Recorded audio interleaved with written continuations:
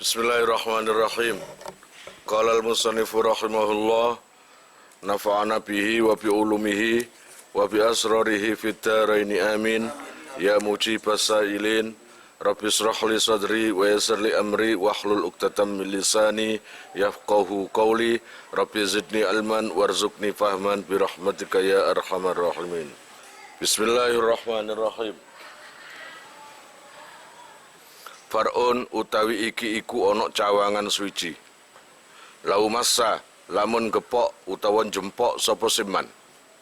Kalban ing asu, dakhilamain ing dalem jerone banyu. Kathirin kang akeh. Lam tanjus mongko ora najis apa yaduhu tangane man. Satu cabangan hukum. Siapapun yang menyentuh asu, menyentuh anjing, yang mana anjing itu dalam kondisi di dalam air, dan airnya itu juga termasuk air kathir, banyak lebih dari 2 kula, maka hukumnya tidak najis. Namanya aja massah, jempok, berarti dengan tangan. Jadi istilahnya kamu ada di air, anjing juga ada, lalu kamu menyentuh terhadap anjing itu di dalam air, maka enggak najis. Lah kondisi anjingnya bagaimana? Walau rafa'a lan lamun ngangkat opo kalbun asune, roksahu ing sirai kalbun, mimain saking banyu, wafamuhu lan utawi cangkemi kalbun, iku mutarotibun teles, walam yuklam lan orat den ngerteni, opo mumasatuhu jempoke kalbun, lahu maring mak, nengoten lam yanjus mongko ora najis. Lah ketika itu anjingnya ada di kolam renang atau di air, tapi hanya tubuhnya, sedangkan kepalanya ada di permukaan, di atas, jadi gak melok silem, jadi kepalanya itu ada. Nah, dalam kondisi mulut anjing itu basah, sedangkan kalian atau kamu tidak tahu basahnya mulut itu dari apa? Dari air liur atau dari air kolam itu tadi, karena basah. Kalau seumpamanya dari air liur pantas, atau dari kolam renang juga pantas, karena ada di kolam renang, di air, maka nggak najis. Karena apa? Kamu nggak tahu sendiri mulutnya anjing itu kemasukan air atau air liur, nggak tahu sendiri kamu. Paham ya?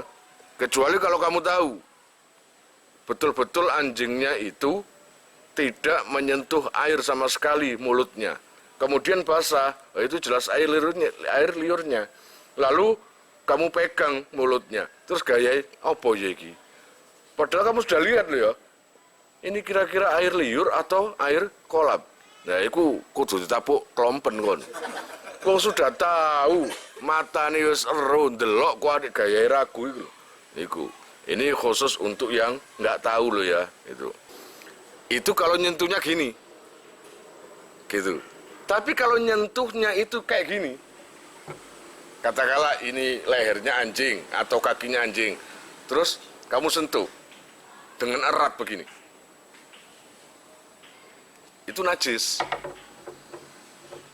Coba begini, kalau erat, bagaimana bisa air ini masuk atau bisa melindungi? Nggak bisa kan? Paham ya? Kalau sekedar menyentuh berarti begini. Nah, ini nyentuh. Tapi kalau kamu pegang rapat erat-erat, maka tetap najis. Kala ngendika sapa Malikun Imam Malik wa Dawud lan Imam Dawud. Al-kalbu utai asu iku tahirun suci. Kalau menurut Imam Malik dan Imam Dawud itu berbeda dengan ulama lainnya. Ulama lainnya kebanyakan mengatakan najis, tapi untuk Imam Malik dan Imam Dawud mengatakan al-kalbu tahirun. Anjing itu suci. Jadi suci. Jadi kalau kamu berpegang pada mazhab Maliki, kamu nggak masalah pegang anjing.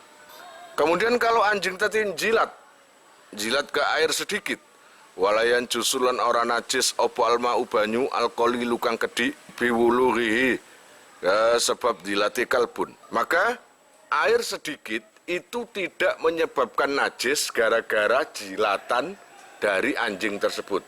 Kalau Imam Syafi'i najis, imam kita, Imam Syafi'i ada air sedikit, kemudian dijilat, najis dah. Tapi kalau untuk Imam Malik enggak, enggak najis.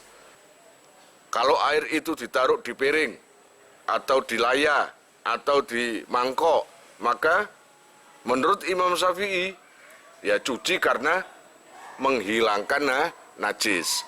Tapi kalau untuk Imam Maliki gimana? Ada wadah, air sedikit dijilat anjing. Ini gimana? Wa innama yajibu lan angin pestine wajib apa ghuslul inai, basuh wadah biwuluhihi sebab jilatane anjing utawa asu. Ngumbah wadah iku duduk krana ngilangi najis, ta'abudan krana merdi-merdi ibadah. Gitu loh. Jadi Imam Malik mengatakan berpendapat anjing suci. Air yang dijilati anjing tidak najis. Berarti tempatnya juga tidak najis. Tapi walaupun tidak najis, diwajibkan untuk dicuci tempatnya. Kok aneh ya? Berarti kan najis? Enggak. Karena mencuci tempat yang dijilat itu bukan bertujuan menghilangkan najis, tapi ta'abud. Ta'abud itu kalau di ilmu fikih beda dengan alasannya apa? Haram, berarti alasannya haram. Alasannya apa? Makruh. Nah, ta'abud alasannya apa? Ya ini, di luar nalar sudah. Ta'abud itu bertujuan untuk menyenangkan Allah, niat ibadah lah. Jadi bukan karena najis, tapi karena ta'abud.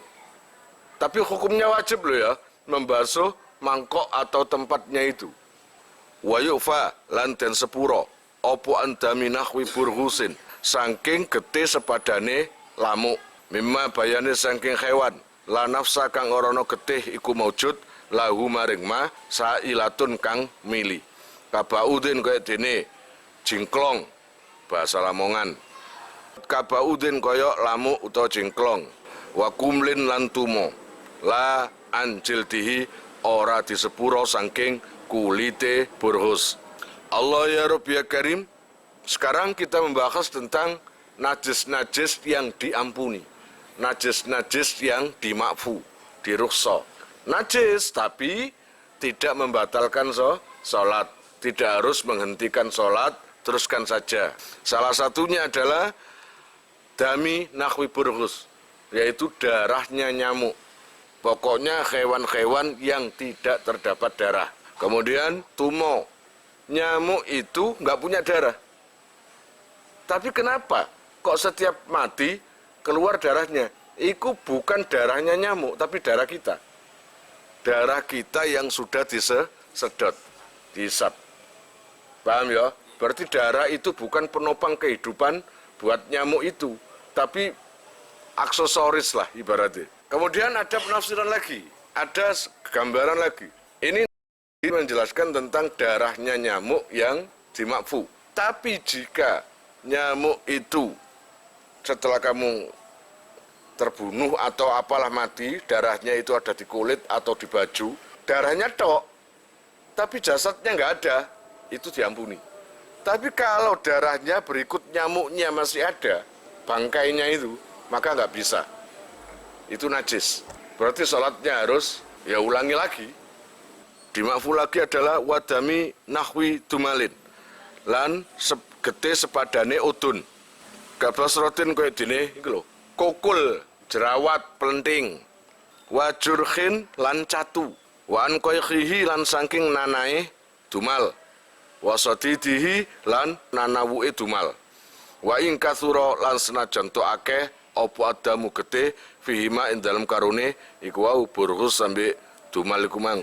Wantasarolan gumelar apa sedam biarokin kelawan keringet. Salah satu lagi atau contoh darah najis yang diampuni adalah udun. Udun ini bahasa Indonesia apa? Bisul.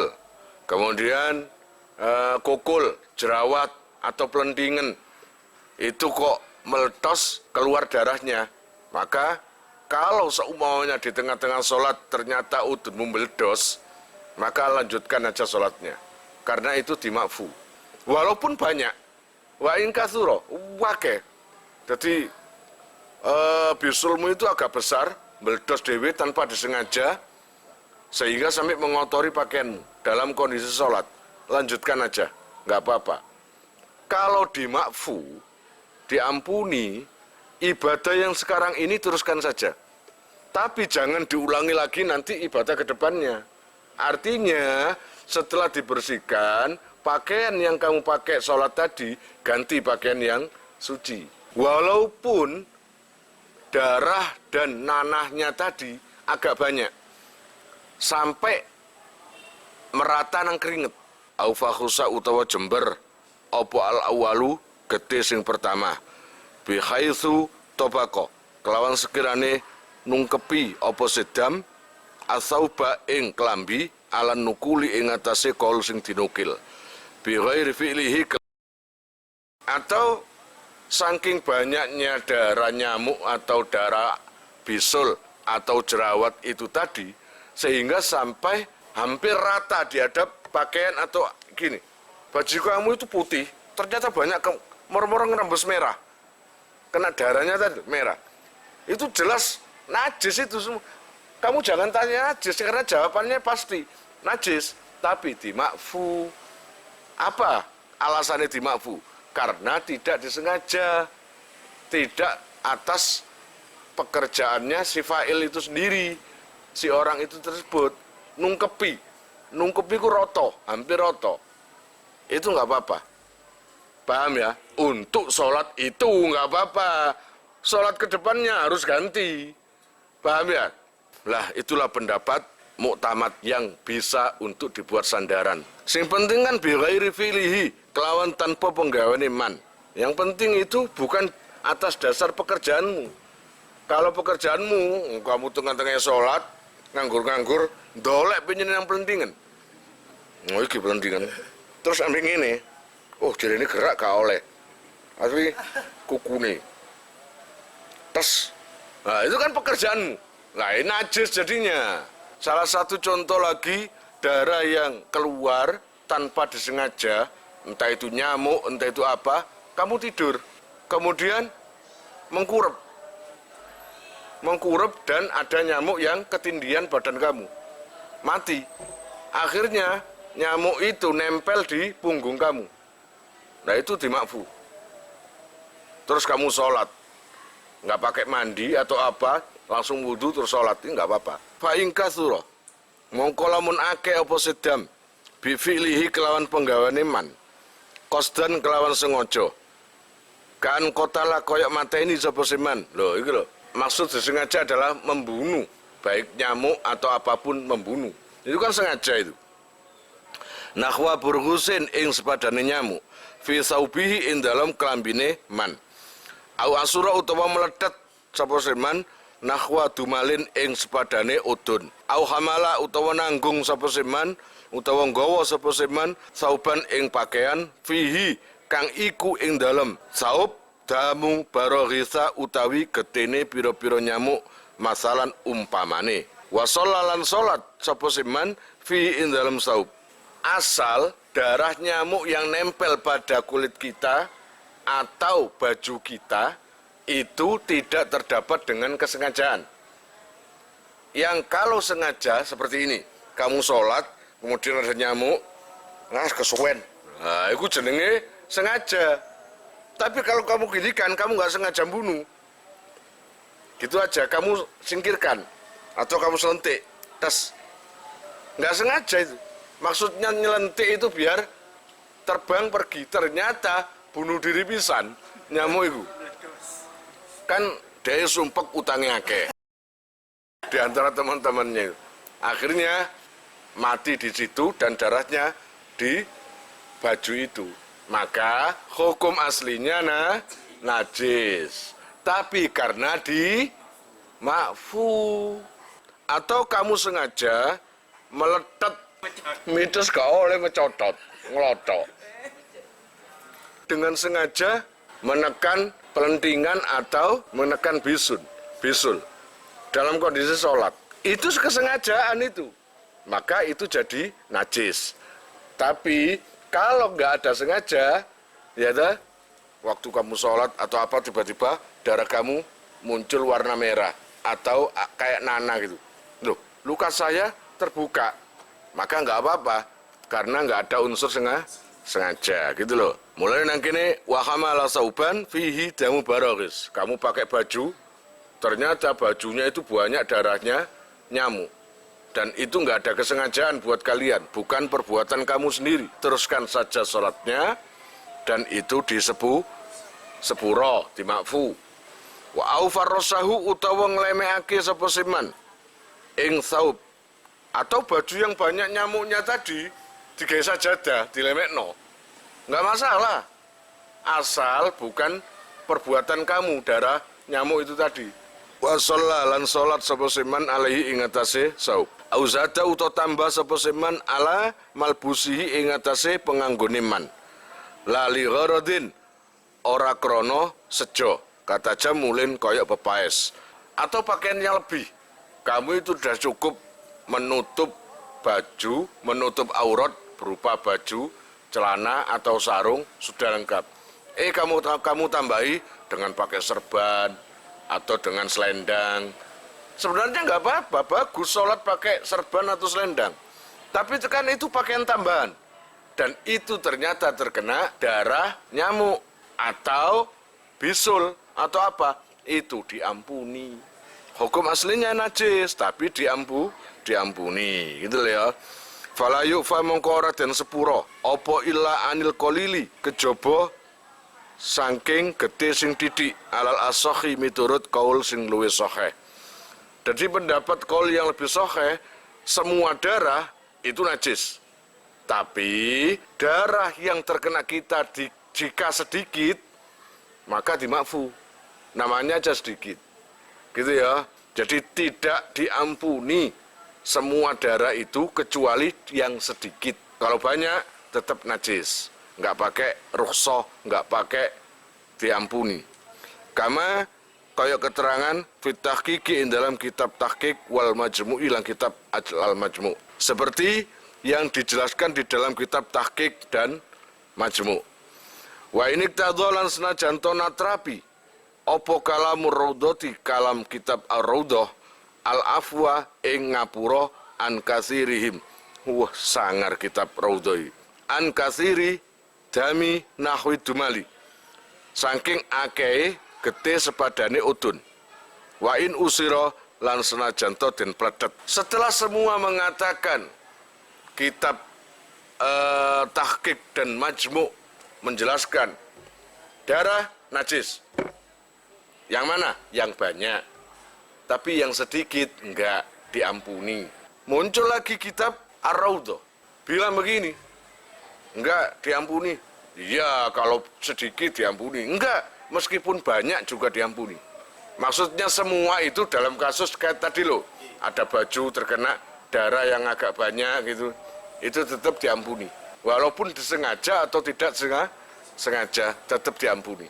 Wa tamadahu lan cecekelan ing kalam Ar-Raudhah. Akhirnya kitab Ar-Raudhah punya pendukung. Siapa? Sopo Ibnun Naqibi, Ibnun Naqib, wal Adroi lan Imam Adroi. Wa makhalul afwi lan utawi panggonane pangapura. Gunain dalam kini panggonan masalah dam getih. Wa fi malan ing dalam perkara yakti kang bakal teko apa simah iku bin nisbati kelawan nisbat di sholati maring salat. La linahwi main ora bangsake maring sepadane banyu kolilin kang kedhi. Fayan jusu mongko najis apa simak biya sebab burghus. Dari keterangan tadi semua dari awal sampai akhir ini itu nisbatnya ke salat, urusannya ke salat. Berarti salatnya boleh terus, salatnya sah, salatnya tidak batal. Tapi kalau pembahasan tentang air itu beda. Berarti bedanya apa? Tadi pakaian kena darah cuma sedikit, maka dimakfu.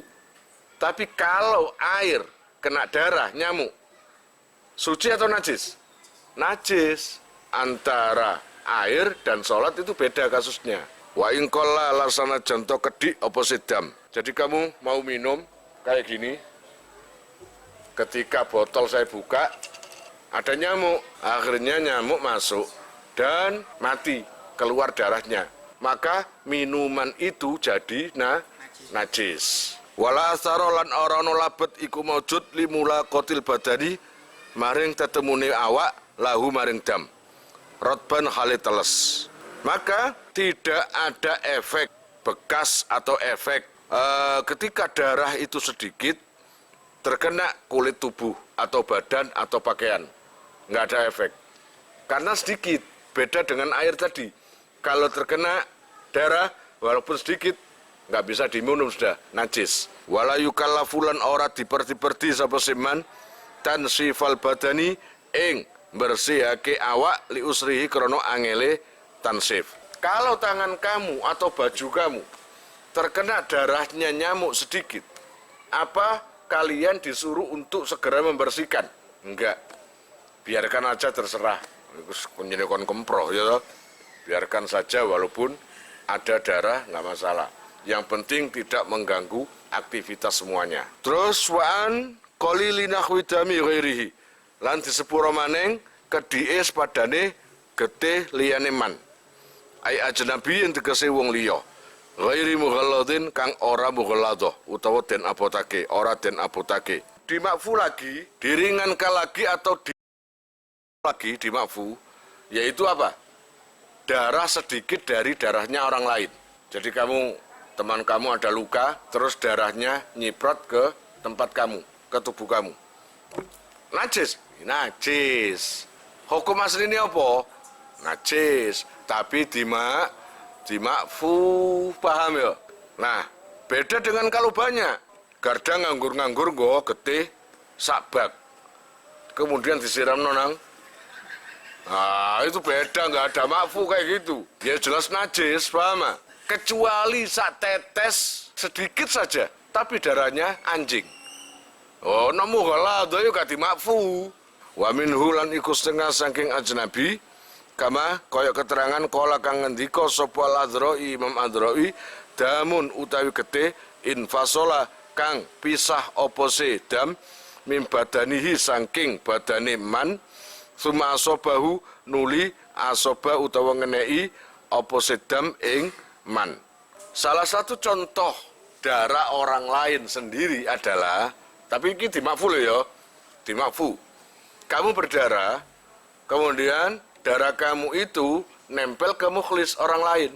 Tapi dengan mukhlis karena atau dengan orang lain itu karena jijik, dilemparkan ke kamu. Getih garda, dilemparkan lagi. Akhirnya kembali lagi ke garda. Maka itu hukumnya darah orang lain, tapi dimakfu.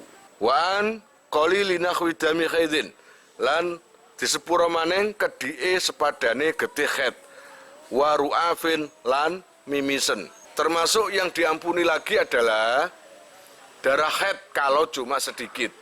Hukum aslinya darah khed itu najis, darah mimisen itu najis. Tapi karena ini sedikit, ya toh, dan terkena pada kamu, maka itu dimakfu. Kama kayak keterangan fil majmu'i ing dalam kitab majmu'.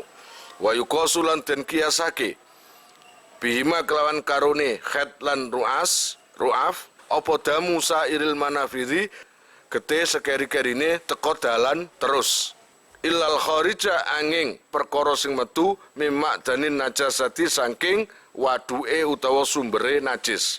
Kama khalil ghaiti kaya dene panggonane tai atau darah yang keluar di salah satu lubang manusia. Entah itu hidung, entah itu pokoknya lubang-lubang, entah itu kuping, entah itu mulut, itu keluar darahnya. Ya, kalau nggak seberapa banyak itu dimakfu. Kecuali di lubang tempat keluarnya tai, itu najis. Walaupun sedikit itu najis. Karena apa? Karena itu jalannya najis. Wal marji'ulan utawi nggon baline fil qillati ing dalem masalah kedik wal kasrati lan akeh iku al urfu umume wa malan utai perkara suka kang den mamangi apa fi kasratihi ing dalem akeh mah iku lahu iku tetep kadune mah hukmul qalili utawi hukum didik walau tafarraqa lan senajan to bedani apa an najasu najis fi mahala ing dalem pira-pira panggonan. Nah, sekarang membahas tentang ukuran sedikit dan banyak itu berapa ukurannya. Dari tadi menjelaskan air sedikit, air banyak, darah sedikit, darah banyak. Batas ukurannya itu yang bagaimana? Itu kalau ditinjau segi uruf, segi pengadatan. Kalau kamu menganggap darahnya nyamuk 1 biji, itu sedikit, ya sedikit. Kalau yang dinamakan banyak, batasannya adalah 5 nyamuk, banyak, maka jadi banyak. Gitu ya, pakai saja hukum yang kamu pakai. Walau tafarraqa lalamun beda, utawa bedani apa najasun najis fi mahala ing dalam pira-pira panggonan.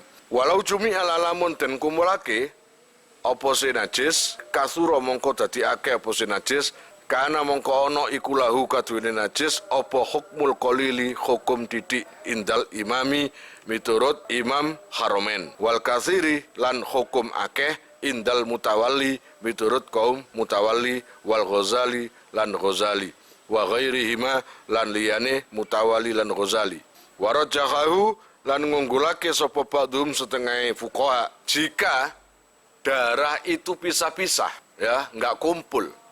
Kalau dikumpulkan menjadi banyak, katakanlah di sini ada darah nyamuk, di sini lagi, di sini lagi, di sini lagi.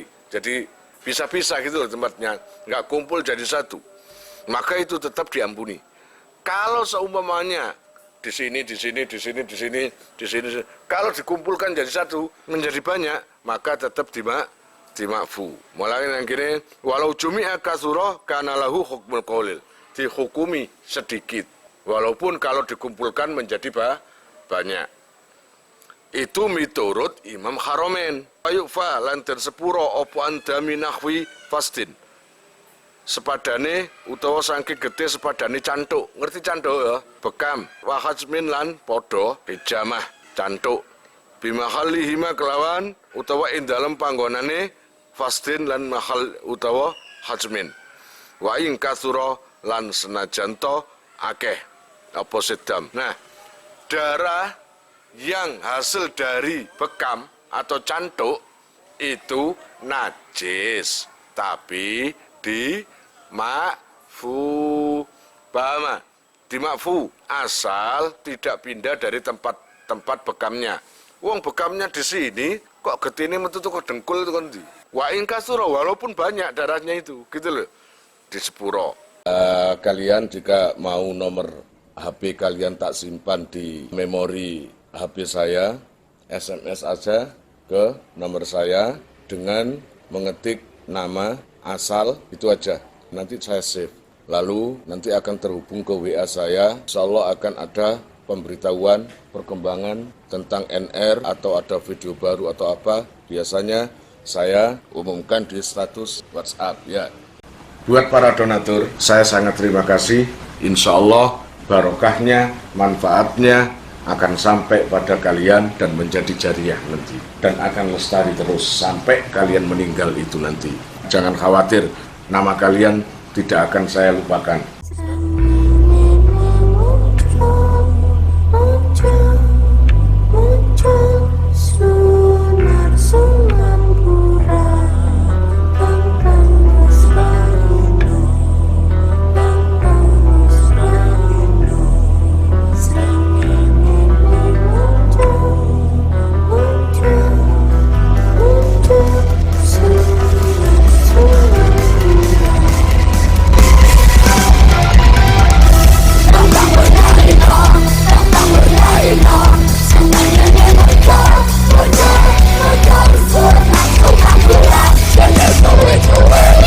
Let's go.